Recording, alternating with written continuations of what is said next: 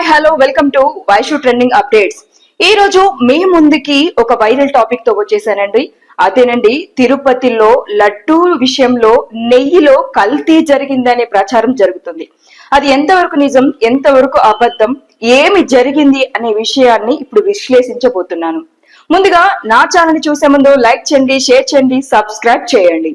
తిరుపతి ఆలయం కలియుగం యొక్క కష్టాలు మరియు కష్టాల నుండి మానవాళిని విముక్తి చేయడానికి భూమిపైకి వచ్చిన విష్ణు యొక్క అభివ్యక్తి అయిన వెంకటేశ్వర స్వామికి అంకితం చేయబడింది. తత్ఫలితంగా ఈ ప్రదేశానికి కలియుగ వైకుంఠమని పేరు పెట్టారు. అంతేకాదు కలియుగ ప్రత్యక్ష దైవం అని కూడా పిలుస్తారు. ఈ కలియుగ ప్రత్యక్ష దైవం శ్రీ వెంకటేశ్వర స్వామి వారిని దర్శించుకుని భక్తులు ఎంతో మంత్రముగ్ధులు అవుతారో, శ్రీవారి ప్రసాదం లడ్డూను స్వీకరించి అంతే మంత్రముగ్ధులవుతారనేది సత్యం. అంతటి విశిష్టత ఉన్న లడ్డూ ప్రసాదం అపవిత్రమైన సమాచారం తీవ్ర కలవరానికి గురి చేస్తుంది. కోట్లాది మంది హిందువుల్లో ఆందోళనగా ఉంది. తిరుమల లడ్డూ పవిత్రత నిజంగానే దెబ్బతిందా? జంతువుల కొవ్వు కలిసిన నెయ్యిని నిజంగానే లడ్డూ తయారానికి వాడారా అన్న అనుమానాలు వ్యక్తమవుతున్నాయి. కోట్లాది మంది భక్తుల్ని ఇప్పుడు ఈ వార్త ఉలికిపడేలా చేస్తున్నాయి. కొవ్వు కలిసింది అనే ఆరోపణలు అటు టీడీడీ వాళ్ళు చెప్పగా, ఇటు టీడీపీ వైసీపీ పొలిటికల్ కి తీవ్ర చర్చకు దారి తీస్తుంది. వైసీపీ హాయంలో లడ్డూ తయారీలో జంతువుల మాంసంతో తయారు చేసిన నెయ్యిని ఉపయోగించారని ముఖ్యమంత్రి చంద్రబాబు చేసిన వ్యాఖ్యలు దేశవ్యాప్తంగా చర్చకు దారి తీసిన విషయం తెలిసిందే. ఇప్పుడు దేశవ్యాప్తంగా చర్చనీయాంశంగా మారింది. జాతీయ మీడియాలో కూడా పెద్ద ఎత్తున కథనాలు వస్తున్నాయి. కొవ్వు కలిసిందని ఆరోపణలు టీడీపీ నుంచి వస్తుంటే ఇది తమను టార్గెట్ చేసి కుట్ర అని వైసీపీ బగ్గుమంటుంది. అంతేకాదు తమపై జరుగుతున్న ఆరోపణలపై న్యాయ పోరాటానికి సిద్ధమైంది వైసీపీ. తిరుమల లడ్డూ వివాదంపై వైసీపీ కోర్టు కూడా కెళ్లింది. అంతేకాదు రమణ దీక్షితులు లడ్డూ వ్యవహారంపై మీడియా ముందుకు ఒక క్లారిటీ ఇచ్చాడు. ఒకసారి మీరే చూడండి. పవిత్రమైన గోవు యొక్క ఘృతాన్ని కల్తీ చేయడం అనేది అది స్వామివారికి, మనకు జీవితాన్ని ఇచ్చే స్వామివారికి ఇటువంటి అపచారం జరగడం అనేది చాలా విచారకరమైన విషయం. ఇవన్నీ చూసే పాపం కూడా మనం చేశామా అనిపిస్తుంది ఒక్కొక్కసారి.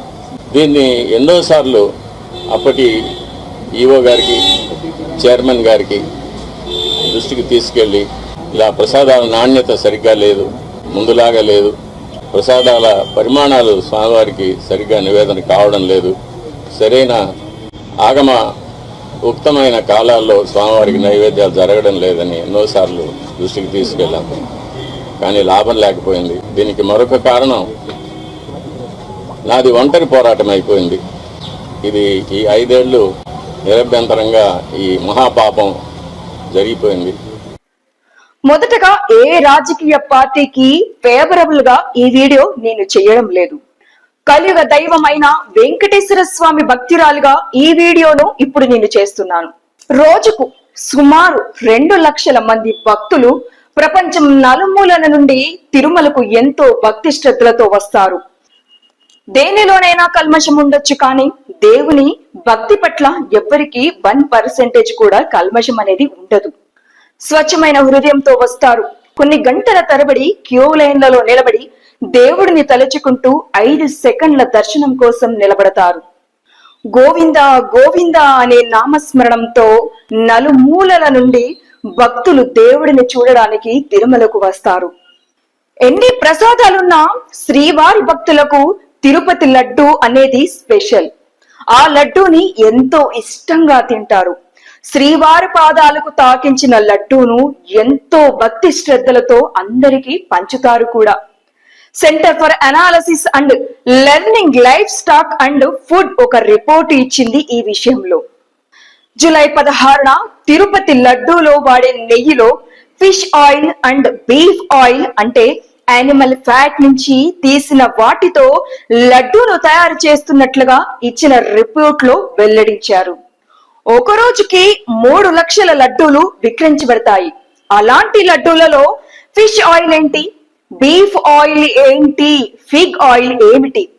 బీఫ్ ఫ్యాట్ అంటే గొడ్డు మాంసం, ఫోర్క్ ఫ్యాట్ అంటే పంది మాంసం, కొవ్వు అని రిపోర్ట్లలో ఉంది. కానీ అర్థం కాని విషయం ఏమిటి అంటే ఆపోజిషన్ పార్టీ ఏమంటుందంటే 101 రోజులు గడిచిన తర్వాత మా మీద నిందలు వేయడానికి ప్రయత్నం చేస్తున్నారని అంటుంది. కానీ ఇక్కడ రిపోర్టు ఉంది, దాంట్లో ఉన్న రిపోర్టు అబద్ధమైతే చెప్పదు కదా. సో అందరూ ఇక్కడ దేవుని లడ్డూని రాజకీయం చేసేశారు. ఇక్కడ జూలై 8న ఘీ శాంపిల్స్ తీసుకున్నారు. ఇక్కడ ఏం జరుగుతుంది అంటే ఎవ్రీ 6 months కి కాంట్రాక్ట్ ద్వారా టీటీడీ కాంట్రాక్ట్ ఇస్తుంది. గత 4 ఏళ్లుగా నందిని అనే Karnataka state government milk federation వాళ్ళు సప్లై చేసే వాళ్ళు. కానీ గత ప్రభుత్వం ఈ ఘీని సడన్ గా మార్చారు. విజిలెన్స్ వాళ్ళు ఒక ఎంక్వైరీ వేసి జూలై 8న ఘీ శాంపిల్స్ తీసుకుని జూలై 16న సబ్మిట్ చేశారు. అప్పుడు తెలిసింది మనకు ఇవన్నీ జరుగుతున్నాయని. ఇక్కడ ప్రశ్న ఏమిటి అంటే ఇది తెలిసి 2 నెలలు అవుతున్నా చెప్పడానికి ఎందుకు ఆలస్యం చేశారు? ఈ గ్యాప్ లో చాలా మంది భక్తులు వెళ్లి ఉంటారు కదా. ఇక్కడ ఏ గవర్నమెంట్ కి సపోర్ట్ గా మాట్లాడడం లేదు. ఎవరు తప్పు చేసినా అడగడంలో ఏ విధంగానూ సందేహం లేదు. ఈ తప్పు మళ్ళీ జరగకుండా మనం చూసుకోవాలి. బ్లేమ్ గేమ్ నుండి బయటకు రావాలి. 2 పార్టీలను క్వశ్చన్ చేయాలి అనుకుంటున్నాను. ముందు వైసీపీ పార్టీని ఒక క్వశ్చన్ అడుగుతున్నాను. ఇలా కల్తీ జరుగుతున్న విషయం మీకు ముందుగానే తెలుసా? మీకు తెలిసి జరిగిందా? తెలిస్తే ఎప్పటి నుంచి జరుగుతుంది? నందిని లాంటి స్టేట్ అవుట్ ఫెడరేషన్ నుంచి ఊరు పేరు లేని తమిళనాడులోని ఆల్ఫా అనే కంపెనీకి ఎందుకు ఇచ్చారు? ఏదైనా కమిషన్ కి ఆశపడా? మిమ్మల్ని టీడీపీ గవర్నమెంట్ బ్లేమ్ చేస్తుంది అంటున్నారు కదా, అది మీరు ప్రూవ్ చేయగలుగుతారా? ఒకవేళ బ్లేమ్ చేయాలి అంటే టీడీపీ గవర్నమెంట్ ఒక్కటే చేయదు కదా, టీడీడీ వాళ్ళు కలిస్తేనే కదా ఇది చేయడానికి అవకాశం ఉంటుంది. ఇకపోతే టీడీపీ గవర్నమెంట్ కి ఈ ప్రశ్న, జూలై 8న ఘీ శాంపిల్స్ కి వెళితే జూలై 18న రిపోర్ట్ అడ్మిట్ చేస్తే ఇది చెప్పడానికి గవర్నమెంట్ కి ఎందుకు ఇంత టైం పట్టింది? సుమారు 2.5 నెలలు ఎందుకు వెయిట్ చేశారు? దేనికోసం వెయిట్ చేశారు?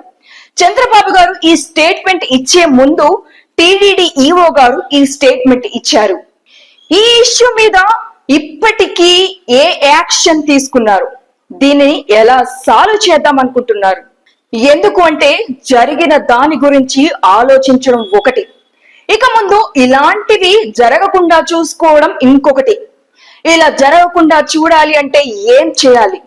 ఎందుకు అంటే ఇవాళ జరిగినది సాధారణ తప్పు కాదు. 1-2 రోజులు మాట్లాడి ఊరుకునే తప్పు అస్సలు కాదు. అసలు తిరుపతి లడ్డు 1715 నుంచి స్టార్ట్ అయ్యింది అంటే 300 సంవత్సరాలు పైబడ్డ ఆచారం మనది. దానితో ఆటలు ఆడతామంటే ఎవ్వరం ఊరుకోము. ప్రపంచవ్యాప్తంగా ఉన్న హిందూ భక్తులు నిన్న ముఖ్యమంత్రి చంద్రబాబు నాయుడు చేసిన స్టేట్మెంట్ అందరినీ షాక్ గురిలా చేసింది.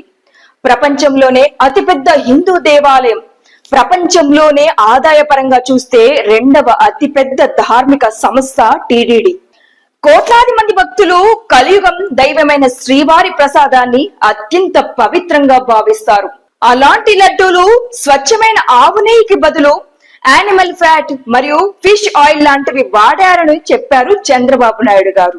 ఇది చెప్పగానే వైసీపీ నేతలు వీరంగం సృష్టించారు. ఎక్స్ చైర్మన్ వైవి సుబ్బారెడ్డి అయితే చంద్రబాబు నాయుడు మీరు ఇంత నీచానికి దిగజారుతారా?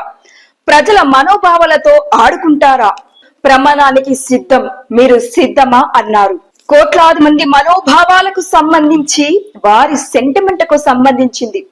మీరు రాజకీయంగా ఒకరినొకరు తిట్టుకుంటారు, కొన్ని రోజుల తర్వాత అది పక్కకు పోతుంది. ఇలా అనేక ఇష్యూస్ పైన మనం రోజు చూస్తూనే ఉన్నాము. కానీ ఈ ఇష్యూ అలాంటిది కాదు. ఇష్యూ మీకు రాజకీయంగా కొన్ని రోజులకు సర్దుమణిగిన కోట్లాది మంది ప్రజల హృదయాలలో అదొక బాధగా, వేదనగా, ప్రశ్నగా, అనుమానంగా, ఆందోళనగా ఉంటుంది. అందుకే ఇలాంటి అంశాలపై తొందరపడి వాక్యాలు చెయ్యకూడదు. కానీ అది మర్చిపోయి ఆరోపణలు ప్రత్యారోపణలు చేసుకుంటూనే ఉన్నారు. ప్రమాణాలతో తేలేది కాదు ఇది, పరిశోధనతో తేల్చాల్సిన విషయం ఇది. దేవుడి మీద ప్రమాణం చేసినంత మాత్రాన ఈ విషయంలో నిజం ఎంత ఉందో తెలీదు. ఇందులో బీఫ్ ఫ్యాట్ గొడ్డు మాంసం, పోర్క్ ఫ్యాట్ పంది మాంసం కొవ్వులకు సంబంధించింది కూడా వాడారు.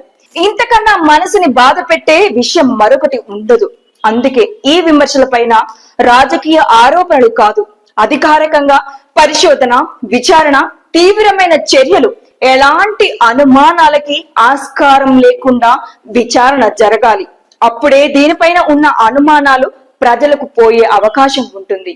దీనిపైన టీడీపీ అభిప్రాయం, వైసీపీ అభిప్రాయం, ఇతర పార్టీల అభిప్రాయం కాదు. నిజం ఏమిటి అనేది ముఖ్యం. ఎందుకంటే ఇది భక్తులకు సంబంధించినది. ఒక్కసారి తిరుమల లడ్డు పైన, పవిత్రత పైన ప్రశ్నలు, అనుమానాలు, ఆందోళన, బాధ ప్రజల్లో మొదలైతే అవి ఆ దేవదేవుని ప్రతిష్టను దెబ్బతీసేస్తుంది. హిందూ మతానికి కూడా కలంకాన్ని తెస్తుంది. కోట్లాది హిందువుల భావోద్వేగాలకు సంబంధించినది ఈ విషయం. అందుకే దీనిపైన రాజకీయ రభస ఉండకూడదు. అందుకే చాలా సీరియస్ ఇన్వెస్టిగేషన్ జరగాలి. ఒకరేమో ల్యాబ్ రిపోర్ట్ చూడండి అంటూ రిపోర్టు చూపిస్తూ ఒక వాదన, అదే రిపోర్ట్ చూపిస్తూ లేదు అవకాశం ఉంది అని చెప్పింది కానీ ఖచ్చితంగా యూజ్ చేశారని చెప్పలేదు అని ఇంకొకరి వాదన. ఈ వాదనలు కాదు మనకు కావాల్సింది. ఎవరు ప్రశ్నించలేని సాక్ష్యాధారాలు కావాలి. తొందరపడి ప్రకటనలు, స్టేట్మెంట్లు ఇస్తే గాయపడిన ప్రజల భావాలను ఎవరు తీరుస్తారు? అసలు ఈ ప్రభుత్వం ఇప్పటి వరకు ఏ విచారణకు ఆదేశించారు? దీనిపైన సమగ్ర విచారణ ఆదేశించారా లేదా అనే విషయం ప్రజలకు చెప్పాల్సిన అవసరం ఉంది. ఈ సమగ్ర విచారణ మరియు కుట్ర కోణం, రాజకీయ కోణం, వీటిని మీరు ఎలా విచారిస్తారు? మీరు విచారించండి. కానీ మాకు కావాల్సింది వెంకటేశ్వర స్వామి భక్తులుగా అందులో నిజంగా కల్తీ జరిగితే ఏ రకమైన కల్తీ జరిగింది, ఎక్కడ కల్తీ జరిగింది, ఎలాంటి అనుమానం లేని పరిశోధన జరగాలి. అందువల్ల శాస్త్రీయమైన పరిశోధనలు జరగాలి. చాలా స్పష్టంగా సైంటిఫిక్ ఇన్వెస్టిగేషన్ జరగాలి. దాంట్లో ఉన్న పాసిబిలిటీ అండ్ రియాలిటీ తెలియాలి. పాసిబిలిటీ అయితే ఎంత అవకాశం ఉంది, రియాలిటీ అంటే క్వశ్చన్ వేయడానికి వీలు లేని రిపోర్టు కావాలి. ఇంతవరకు నేషనల్ డైరీ డెవలప్మెంట్ రిపోర్టు ఒక్కటే ఉంది. ఇంకా కావాలి అంటే 4 అత్యున్నత ల్యాబ్లకు పరిశోధనలకు శాంపిల్స్ పంపించి టెస్టులు చేయించండి. అప్పుడు భక్తులకు, ప్రజలకు ఒక నమ్మకం ఏర్పడుతుంది. ఇది ఎంత తొందరగా చేస్తే అంత మంచి జరుగుతుంది. లేదంటే హిందూ సమాజం కోపాన్ని చూడాల్సి వస్తుంది. తొందరలోనే నిజాలు తెలియాలని ఆశిస్తూ మరొక వీడియోతో మీ ముందు ఉంటాను. జై హింద్.